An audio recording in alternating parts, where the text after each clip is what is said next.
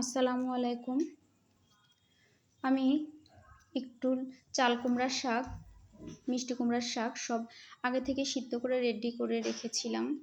এজন্য কিছু আলু কেটে সিদ্ধ করতে দিয়েছি। এরপরে শাক আর আলু আমি একসাথে করে নিয়ে আর একটু গরম করে নিচ্ছি। এরপরে আমি তেলে দিয়ে দিব। এজন্য আমি একটু রসুন নিয়ে রসুন ছেঁচে নিচ্ছি। রসুন ছেঁচে দিলে সুন্দর একটা ফ্লেভারও চলে আসে। তো রসুনগুলো ভালো করে ছেঁচে নিব। শাকগুলো আমার বাগান থেকেই তোলা, আমার বারান্দার পেছনে গাছ হয়েছে সেখানেই তুলেছি। পরিমাণ মতো তেল দিয়ে দিলাম, দিয়ে এখানে আমি একটু শুকনা মরিচ কুচি কুচি করে কেটে দিচ্ছি। শুকনা মরিচের স্ট্রং ফ্লেভারটা আসলেও ভালো লাগে, শাকের মধ্যে এটা গেলে খুব সুন্দর একটা গন্ধ ছড়ায়। মরিচ দেওয়ার পর আমি রসুন দিয়ে এটা একটু ভেজে নেব। ভেজে নিয়ে আমি পেঁয়াজ কুচি দিয়ে দিচ্ছি, কাঁচামরিচ, একটু লবণ দিয়ে দিলাম। লবণ দিয়ে দিলে তাড়াতাড়ি পেঁয়াজটা ভাজা হয়ে যাবে।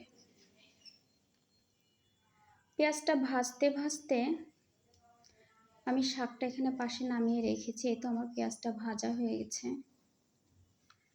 মোটামুটি একটু লাল লাল কালার হয়ে আসছে। এখন আমি শাকটা ঢেলে দিব।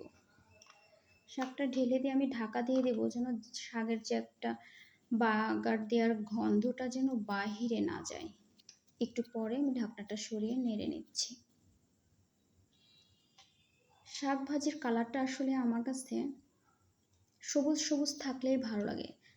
আর এই সবুজ সবুজ রাখার জন্য ছোট্ট একটা টিপসও মেনটেন করতে হয়। হালকা 1 চিমটি হলুদ দিলে শাকের কালারটাও খুব সুন্দর থাকে, আর আলুর যে একটা সাদা সেকসেকে কালার সেটা আর থাকে না।